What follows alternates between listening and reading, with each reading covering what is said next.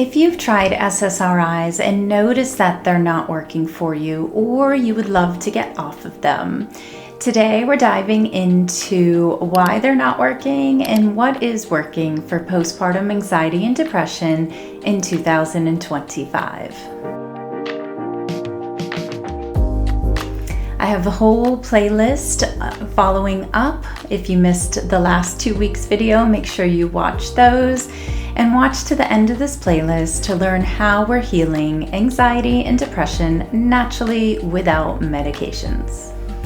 Now, I don't want to discredit medications at all from those that they are working for. Many moms have been so grateful and thankful for how they have helped them. So if that is you, I am so happy for you. That is amazing. But there's a handful of women, many more I'm sure, that SSRIs are not working for, and they take years of struggling and trying to find the right medications for them. If you need help right away, you can look at this GeneSight website to see how your genes can match to the medications that will work for you. So don't hesitate to reach out for help. Don't wait any longer. Even though I'm teaching you how to use herbal medicine and natural remedies, do know that you can find a medication that will work for you by matching to your genes. And most of my strategy is based on this fact that some of us have genes, the MTHFR gene to name one, that are causing these symptoms, and I'm teaching you how to support this gene the most so that you feel like the best version of yourself. Now, if you're ready to dive into why this is happening, feel free to join your free masterclass, the Present Mama Masterclass, where we dive into these root causes and how you can start to heal naturally. But today I wanted to share what is working for my clients, what is working for moms that are struggling, and how you can start to integrate this information now. Now, in video 1 of this series, we talked about the first 5 steps you can take. So go ahead and watch that video here so you can start on the path to healing, whether you're taking medications or not. Before diving into what is working, I wanted to address some adverse effects of SSRIs that moms don't realize are happening. I actually heard a grandmother say, well, she's taking medication, so she's okay. So I was wondering if you are feeling great on the SSRIs. Here are some side effects that moms experience when taking the medications. Often it soothes the anxiety, but then they can't sleep at night, so they need another medication to help them sleep at night. Additionally, they might have headaches, dry mouth, sleep disturbances, increased anxiety, weight changes, or the inability to orgasm or sexual dysfunctions. So of course, medications are sometimes necessary, but with these tips that we're going to talk about today, know that by integrating these suggestions, you might help support the medications in working better, or eventually you may be able to come off of those medications with your doctor's approval. So 3 reasons the SSRIs may not work for you has to do with the MTHFR gene and how you're methylating medications. Now, I didn't know in the postpartum time that I had this gene. This is a little bit newer information.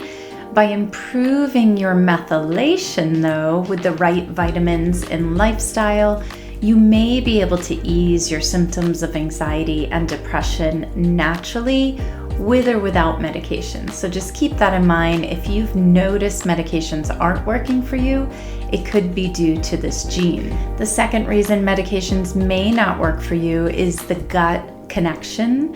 So we know 80% of serotonin, the feel-good hormone, is made in our gut and our digestion. So one of the things that are working for my moms and myself is really healing the gut.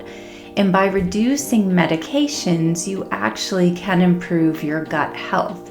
So as an herbalist, I teach you alternatives to antibiotics and alternatives to medications, because all medications have a side effect or a secondary effect. The third reason medications may not work for you is there might be hidden toxins in your body that your doctor is missing.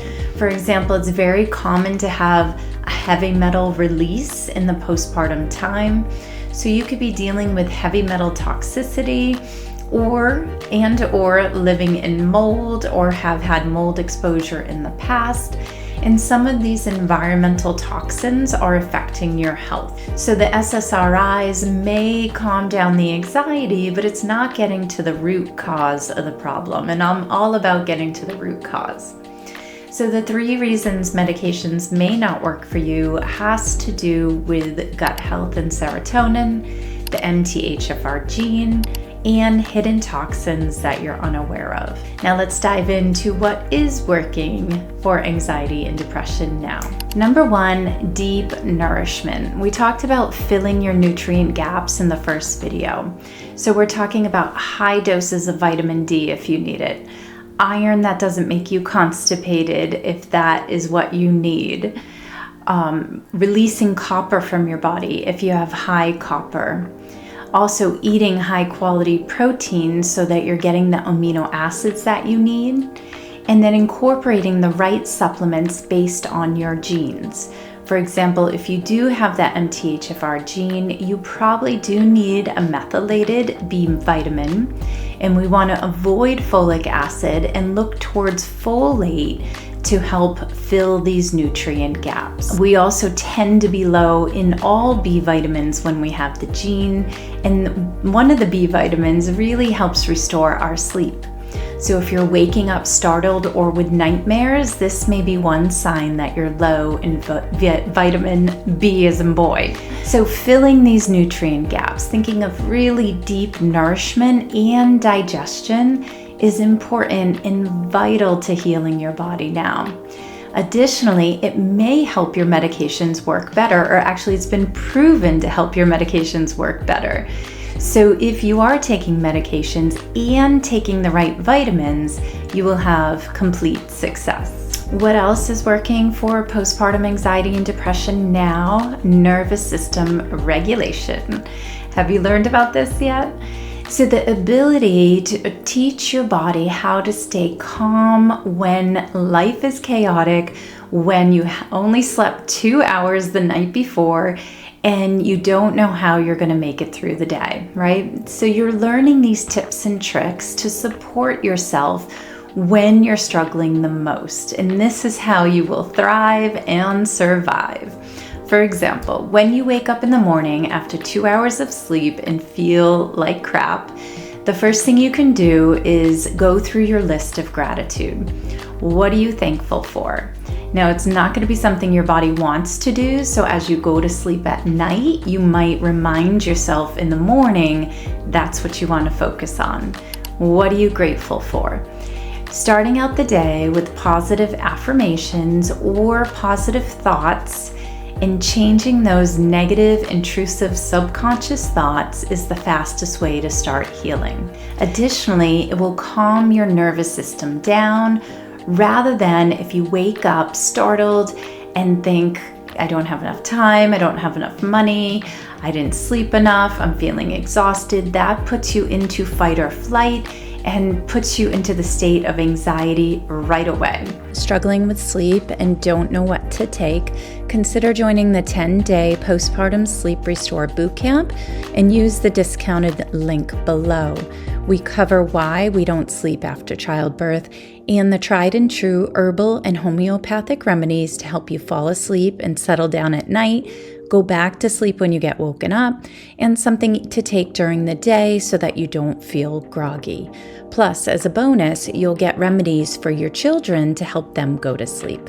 So head over to the link below to grab the 10-day Postpartum Sleep Restore Bootcamp. So tips like this, changing your thoughts to begin with, can help calm your nervous system from the beginning. Additionally, we know meditation and movement can help you as well, but there's some new ways to calm your nervous system, such as EMDR therapy, vagus nerve exercises. There's also eye exercises you can do at home to calm the vagus nerve down and to calm your nervous system. So within the Present Mama, my online course, I teach you how to calm your nervous system down with a variety of movements, physical movements, by addressing your intrusive thoughts, and then also using eye exercises to calm the vagus nerve down.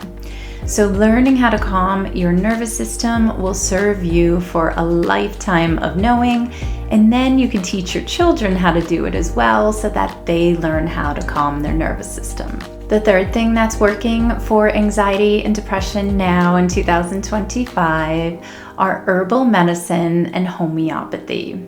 Now, there's been a huge boom of adaptogens and everybody using adaptogens, and the reason is they work. They take us out of fight or flight and help prevent burnout. So adaptogens are a category of herbs that help us stay sane and prevent us from getting sick or going into extreme levels of depression or anxiety. So in the Present Mama, we use the adaptogen plus nervine formula, and by integrating both of those herbal remedies throughout the day and then again in the evening is helping moms calm heart palpitations and able to get through the day. It's also helping them sleep better, so they get a full night's sleep, or they're able to go back to sleep after getting woken up, and then they can thrive during the day because they were able to sleep at night. So I have many videos on which herbs you can start integrating, but one of the most popular ones is ashwagandha. So you can watch this video to learn how to use ashwagandha, especially if you're breastfeeding. The fourth way we're healing anxiety and depression now this year is by addressing your gut health, your digestion. Now, there's hidden toxins sometimes lurking in your digestion that might be creating these symptoms that are uncomfortable in your body, and then that creates anxiety. So let me dive in a little bit more. What we know now is environmental things are really affecting our health. Environmental things like mold toxicity and heavy metals and parasites. And then you may have more candida or thrush in your body, also creating adverse effects such as craving sugar or alcohol. This all creates bad microbiome, bad gut health, and inflammation, which also creates these negative intrusive thoughts and stems to anxiety and depression, right? Follows through to anxiety and depression.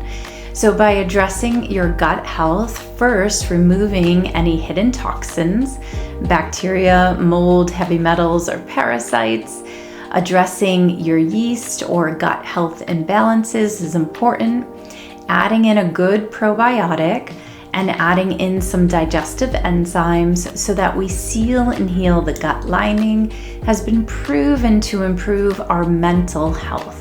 So we now know that our gut health is closely connected to our mental health. We're going to dive into this in a few weeks, but addressing your gut health is key to healing a lifetime of anxiety and depression. If you're wondering how do you heal your gut, in this video, we're going to touch on the gut healing properties, the 5R approach taught by functional medicine doctors to boost your serotonin levels and have you feeling joy and happiness again. Watch that video next.